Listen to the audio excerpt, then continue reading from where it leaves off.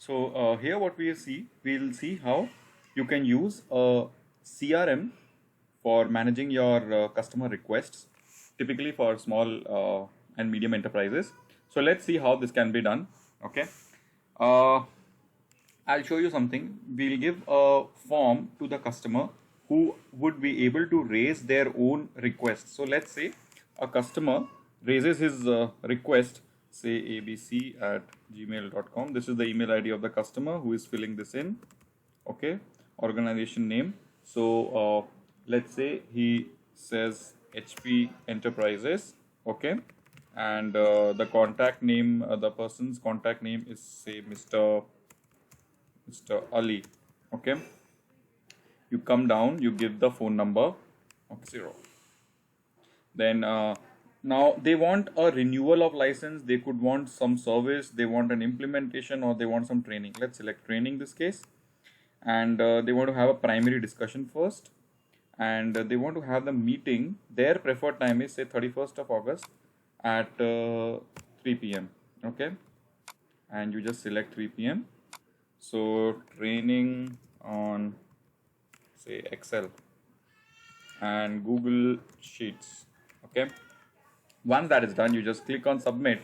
The data is recorded. So let's go back and check it out. Okay, so how you can see is, let me see, we gave a training requirement. Okay, so these are the different services that you offer. Just click on training and you will get to know what all is pending. So you know there is a Sina ERP that has requested for a training. There is an HP Enterprise which we just entered, and they have also requested for this training.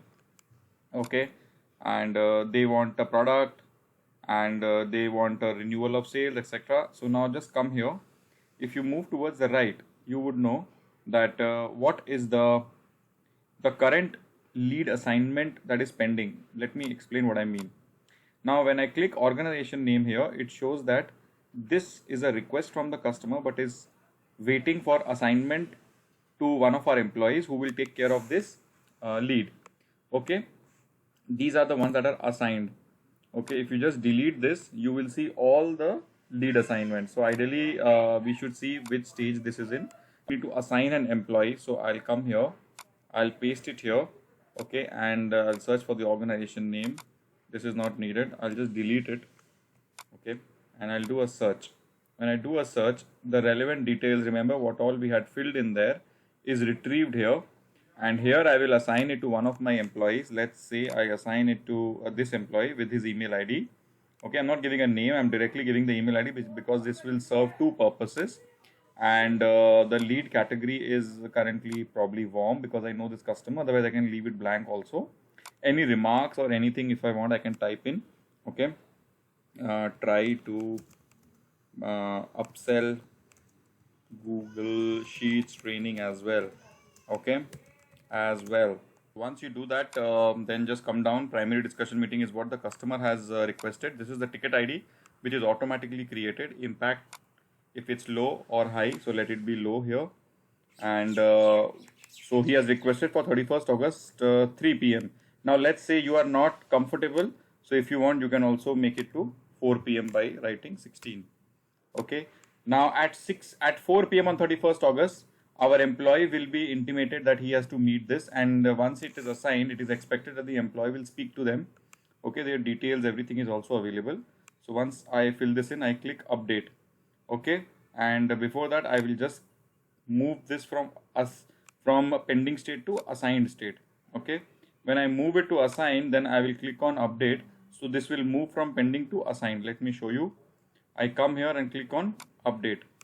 Okay, now when I click on update and the data gets updated. Okay, before that it is asking if you want to assign it to this employee. So I will say yes. Now this will be added to the calendar of our employee whose email ID is variset2@gmail.com. Okay, now you just come towards the right and see it has moved from pending to assigned. Okay, now once it is closed, it will move away from here. Let's say we want to update the HP Enterprise. Okay, so we come here and organization name, status lead, everything is being shown here. Okay, this basically means that these are the ones that need to be contacted in the next 3 days. Suppose you want to see in the next 5 days, just click on 5, and then in the next 5 days what all are pending will be shown here. Okay, if you just want to see in the next 1 day, then only these, or these are of the past.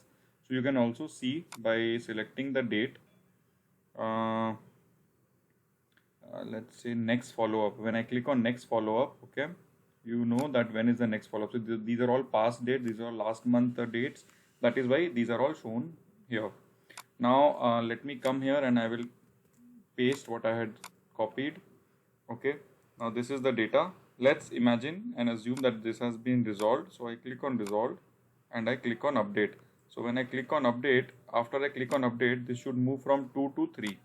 Okay, let's try that, and it should also not show here.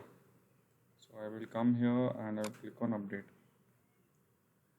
When I click on update, let's see what happens. No, because I don't want to reassign this to my employee because this is already done. Come here and see HP is not showing here, and this has from 2 this has changed to 3. So that means it has been done. Okay. Now if suppose in case you have some sort of a collection mechanism, then you can, instead of resolve, you could have written collection, and once the collection is done, then you could change it to resolve. Well, that will vary from company to company, and let me show you. So let's say you don't want to see the remarks. What you really want to see is, say, what are the email IDs, or okay, let's say what are the names of people, okay, or what are the ticket IDs, etc., that you can see from here, and you can simply search using the ticket ID also. So just copy it like this. Okay, come back here and just paste here. Okay, now but this is not the organization name, so you can just select and click on ticket, then you click and search. Okay, see, all those details have been retrieved. So I think this really helps. This is what we have been using for quite some time, and it has helped us a lot. So pretty simple. And the one more thing is, the moment a customer gives in a request, he's also sent a mail, and he's like, sent a mail, thank you for reaching out to us, we'll contact you. That is all automated. Thank you. Bye.